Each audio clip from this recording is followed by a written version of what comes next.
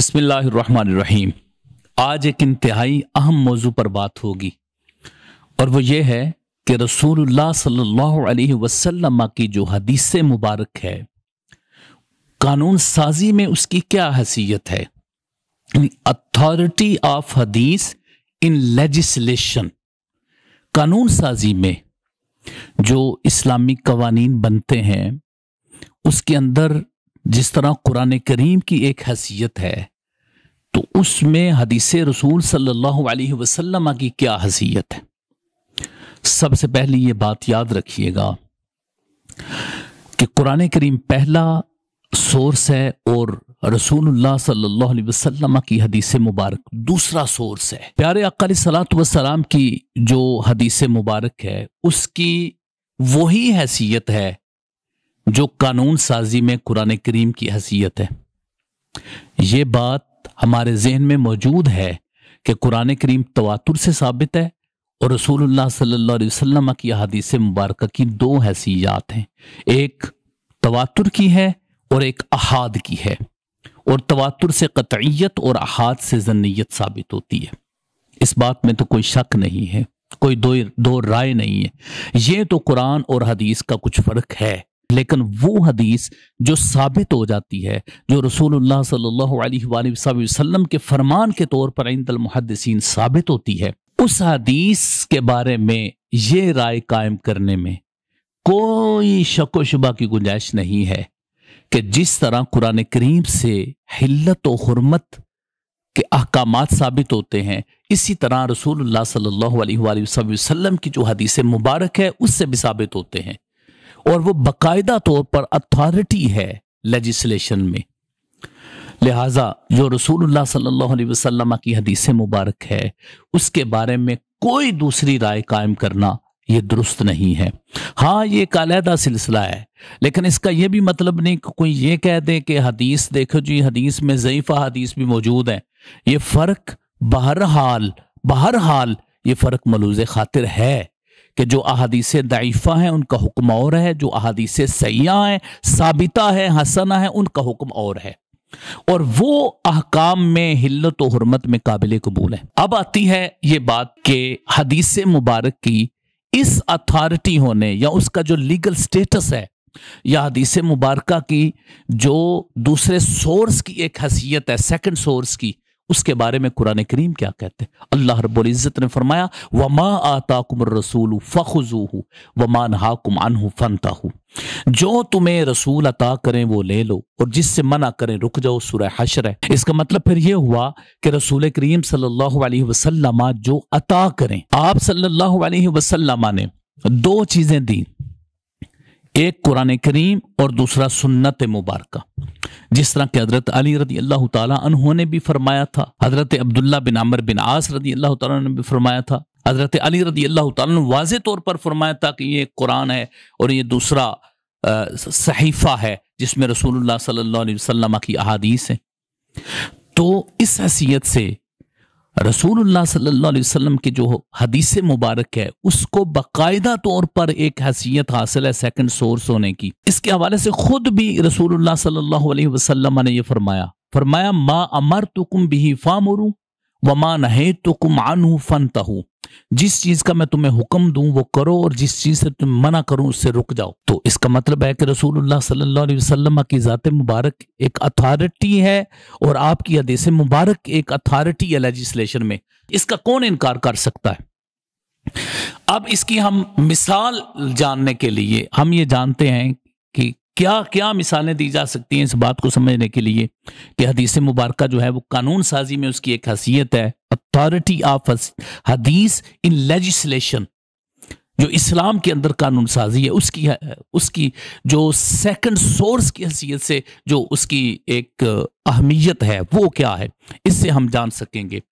तो सबसे पहले हम इसको मुख्तलिफ कैटेगरीज में अगर कर लें, मुख्तलिफ अनवा में इसको तकसीम कर लें तो हमारे लिए ये समझना ज़्यादा आसान हो जाएगा। एक इसकी जो हैसियत है वो ये है कि रसूलुल्लाह सल्लल्लाहु अलैहि वसल्लम की हदीस मुबारक डायरेक्ट किसी चीज़ को हराम करती है जिसका जिक्र कुरान करीम में वाज़ेह अल्फाज के साथ नहीं होता, और दूसरी में यह है कि रसूलुल्लाह सल्लल्लाहु अलैहि वसल्लम उसी में ही उस चीज से मना करते हैं, फिर उसी की इजाजत अता फरमाते हैं, तो इसमें हिल्लत और हुर्मत दोनों चीजें आ जाएंगी।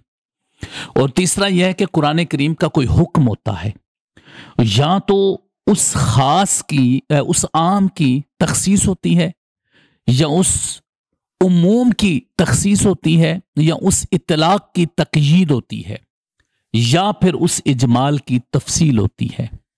रसूलुल्लाह सल्लल्लाहु अलैहि वसल्लम या तो उसकी तफसील बयान फरमाते हैं या उसको मुक़य्यद फरमाते हैं कि इसका दायरा कार क्या है। तो ये तीन हसीयात की हम मिसाल अगर समझेंगे तो हमारे लिए बड़ा आसान हो जाएगा रसूलुल्लाह सल्लल्लाहु अलैहि वसल्लम की हदीस मुबारक की जो लीगल स्टेटस है उसको समझना हमारे लिए ईजी हो जाएगा। अब इनकी मिसालें मैं आपके सामने रखता हूँ। सबसे पहले बात करते हैं कि डायरेक्ट रसूलुल्लाह सल्लल्लाहु अलैहि वसल्लम की जो हदीस मुबारक है वो किसी चीज को हराम करार देती है जिसका वाज़ेह अल्फाज के साथ कुरान पाक में जिक्र नहीं होता। जिस तरह के हजरत अबू सालबा रदी अल्लाह ताला फरमाते हैं, सही बुखारी की रिवायत है, हर्रमा रसूलुल्लाह सल्लल्लाहु अलैहि वसल्लम लुहूमल हुमुरिल अहलिया, रसूलुल्लाह सल्लल्लाहु अलैहि वसल्लम ने घरेलू गधे के गोश्त को हराम करार दिया। अब ये इन अल्फाज के साथ, इस वजाहत के साथ ये हुक्म डायरेक्टली कुरान पाक में मौजूद नहीं है, लेकिन ये रसूलुल्लाह सल्लल्लाहु अलैहि वसल्लम की हदीस पाक में है कि आप सल्लल्लाहु अलैहि वसल्लम ने घरेलू गधे के गोश्त को हराम करार दिया है। हर्रमा रसूलुल्लाह सल्लल्लाहु अलैहि वसल्लम। तो इसका मतलब फिर ये हुआ कि सहाबाए किराम भी इस बात को समझते थे कि किसके साथ लफ्ज़ तहरीम लगाना है, किसके लिए हर्रमा का लफ्ज़ इस्तेमाल करना है। वो दुनिया के बेहतरीन इंसान थे जो अल्फाज का चुनाव और अहादीस मुबारका को बयान करने में और उसकी शरई हैसियत को जानने में अपने सानी नहीं रखते थे।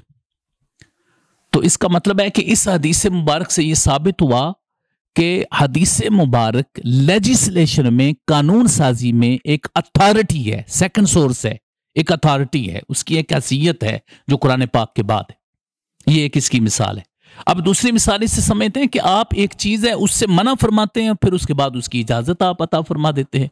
जिस तरह के फरमाया, नहैतुकुम अन ज़ियारतिल क़ुबूरी फ़ज़ूरूहा, मैंने तुमको ज़ियारत कबूर से मना किया था, बस तुम ज़ियारत किया करो। अब पहले में नहीं है और दूसरे में उसकी इजाजत है, तो सहाबाए किराम रुके थे, तभी तो हजूर ने फरमाया फ़ज़ूरूहा, मैं तुम्हें ज़ियारत करने की इजाजत दे रहा हूं। तो इसका मतलब है कि आपने जब मना फरमाया था तो वो रुक गए थे, जब आपने इजाजत दी तो वो करने लग पड़े। सहाबाए किराम दुनिया के अजीम इंसान, दुनिया के अजीम, अस्सहाबतु कुल्लुहुम उदूलुन, दुनिया के अजीम इंसान सहाबाए किराम, वो आपकी उस नहीं को भी तस्लीम कर रहे हैं और आपकी उस इजाजत और इज़्न को भी तस्लीम कर रहे हैं और उस पर प्रैक्टिकली सारी दुनिया को बता रहे हैं कि रसूलुल्लाह सल्लल्लाहु अलैहि वसल्लम की हदीस मुबारक की यह हैसियत है। आज अगर कोई खड़ा होकर के जी मैं उसको, उसकी लेजिस्लेशन की जो एक हैसियत है मैं उसको नहीं मानता, अथॉरिटी ऑफ हदीस लेजिस्लेशन को मैं तस्लीम नहीं करता, उसकी क्या हैसियत है? जबकि सहाबाए किराम की उस जमात ने उसको तस्लीम किया जो दुनिया की बेहतरीन जमात है। अब इसके बाद हम देखते हैं कि यही हदीस मुबारक कुरान करीम की वजाहत करती है या उसके इतलाक की तकीद करती है या उसके उमूम की तखसीस करती है या उसके इजमाल की तफसील करती है। तो इससे वो तयन और उससे जो दायरा कार है वो मुतय्यन होता है कि इस हुक्म रब्बानी का दायरा कार क्या है, उससे हम ये जान पाते हैं। मिसाल के तौर पर अल्लाह रब्बुल इज्जत ने फरमाया, अस्सारिकु वस्सारिकतु फक़तउ ऐदियहुमा, चोरी करने वाला और चोरी करने वाले उनके हाथ काट दो। अब ये हुक्म है, लेकिन इसमें यह नहीं बताया गया कि चोरी की मिकदार क्या है, चोरी की मिकदार का बयान नहीं है। रसूलुल्लाह सल्लल्लाहु अलैहि वसल्लम ने फरमाया, ला तुक़ता यदु सारिकिन इल्ला फी रुबे दिनारिन फसाइदन, आप सल्लल्लाहु अलैहि वसल्लम ने फरमाया कि चोर के हाथ दिनार की चौथाई या उससे ज्यादा पर काटे जाएं, इससे कम पर ना काटे जाएं। अब इसका मतलब है कि रसूलुल्लाह सल्लल्लाहु अलैहि वसल्लम ने उस चोरी की एक हद मुतय्यन की है कि उसकी हद क्या है। तो इससे मालूम हुआ कि आप सल्लल्लाहु अलैहि वसल्लम की हदीस मुबारक उस हुक्म कुरानी की तायीन करती है اور اگر آپ کہیں کہ اس کی حیثیت کوئی نہیں تو کیسے آپ سمجھ سکیں گے؟ پھر تو ظاہر ہے کوئی بندہ کہے گا جی مجھے وہ قرآن پاک سے میں استدلال کر سکتا ہوں، تو وہ تو اپنی عقل کو شامل کر رہا ہے، جبکہ حدیث نبوی صلی اللہ علیہ وسلم یہ وحی الہی سے ہے اور وہ ماورائے عقل ہے، تو عقل کی کیا حیثیت؟ ایک عقل کی اجماع کے مقابلے میں کوئی حیثیت نہیں، جہاں چند عقلیں جمع ہو جائیں تو ان چند عقلیں بلکہ زیادہ عقلیں بھی جمع ہو جائیں تو ان سب کی ماورائے عقل کے سامنے کیا حیثیت ہو سکتی؟ وہ سب کی حیثیت اس کی تعیین میں ہی ہو سکتی ہے۔ تو رسول اللہ صلی اللہ علیہ وسلم کی حدیث کی یہ حیثیت ہے کہ آپ صلی اللہ علیہ وآلہ وسلم اس کی وضاحت بھی فرماتے ہیں۔ ایک اور مثال لیتے ہیں، اللہ رب العزت نے فرمایا احل اللہ البیع وحرم الربا، اللہ رب العزت نے بیع کو حلال قرار دیا، تجارت کو حلال قرار دیا، خرید و فروخت کو، اور سود کو حرام قرار دیا۔ اب اس آیت کا اتنا مفہوم سمجھ لینے سے پتہ چلتا ہے کہ تمام تجارت کا جو سسٹم ہے پورا، وہ بزنس، وہ ساری صورتیں اس کی حلال ہے، یا پھر ایسا ہوتا ہے کہ قرآن کریم کی مختلف آیات سے کچھ نہ کچھ اس کے اشارات ملتے ہیں، لیکن قرآن کریم باقاعدہ طور پر اس بیع کی تعریف کر کے اس کا دائرہ کار متعین کر کے اس کو بیان نہیں فرماتا۔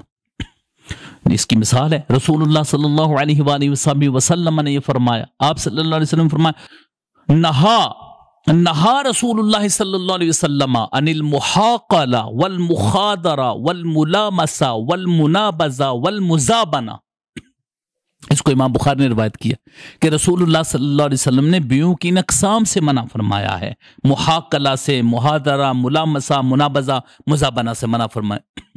اس کے علاوہ ایک تعداد ہے جو رسول اللہ صلی اللہ علیہ وسلم نے بیعوں کی متعین کی ہے کہ یہ آپ کے لیے جائز نہیں، تو اس حکم عام کی وضاحت رسول اللہ صلی اللہ علیہ وسلم کی حدیث مبارک کرتی ہے، لہذا اس کی اپنی ایک حیثیت ہے قانون سازی میں، کبھی ڈائریکٹلی، کبھی حلت و حرمت کا ایک ہی حکم، اور کبھی قرآن پاک کے اس حکم کے دائرہ کار کی تعیین۔ یہ ہے حدیث مبارکہ کا ایک سٹیٹس، یہ ہے اتھارٹی آف حدیث ان لیجسلیشن، قانون سازی میں رسول اللہ صلی اللہ علیہ وسلم کی حدیث کی اتھارٹی ہے۔ یہ سلسلہ آج پہلا سلسلہ ہے جو ہم نے اس پر بیان کیا، مثالوں کا سلسلہ جاری رہے گا، مختلف اسی طرح کی روایات جس سے حلت و حرمت ثابت ہوتی ہے، جو قرآن کریم کے عام عموم اطلاق، عموم کی تخصیص، اطلاق کی تقیید اور اجمال کی تفصیل بیان کرتی ہے، وہ بیان ہوگا، اور وہ چیزیں کہ جو صرف رسول اللہ صلی اللہ علیہ وسلم کی حدیث مبارک سے اس کی حلت و حرمت کا جواز ملتا ہے، قرآن کریم سے ظاہری الفاظ کے ساتھ نہیں ملتا ہے۔ اگرچہ قرآن کریم نفس مضمون بھی دیتا ہے اور قرآن کریم کسی چیز کی طرف صرف ایک مطلقاً اشارہ دیتا ہے اور حدیث مبارکہ اس کی تفصیل کو بیان کرتی ہے، یہ بھی ایک حیثیت ہے۔ اس کا یہ مطلب نہیں ہے کہ قرآن پاک غیر مکمل کتاب ہے، اس کا یہ مطلب بالکل بھی نہیں ہے، بلکہ اللہ رب العزت نے فرمایا وَأَنزَلْنَا إِلَيْكَ الْكِتَابَ، اور ہم نے آپ کی طرف یہ کہ قرآن پاک نازل کیا لِتُبَيِّنَ لِلنَّاسِ، تاکہ آپ لوگوں کو اس کو کھول کھول کر بیان کریں۔ تو وہ اس کی ساری جہاد کو بھی بیان کرتا ہے، خود بھی وہ ایک اپنی اتھارٹی، ایک حیثیت، ایک لیگل سٹیٹس رکھتی ہے حدیث مبارک۔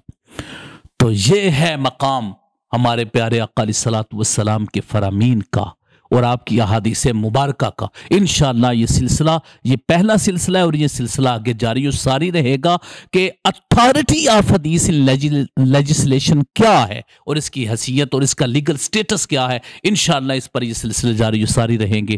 اللہ رب العزت پیارے آقا علیہ الصلوۃ والسلام کے فرامین سے دلی محبت اور اس کی اصل اہمیت اور حیثیت کو سمجھنے کی توفیق نصیب فرمائے، آمین یا رب العالمین۔ وصلی اللہ علی حبیبہ سیدنا محمد وآلہ وصحبہ اجمعین برحمتک۔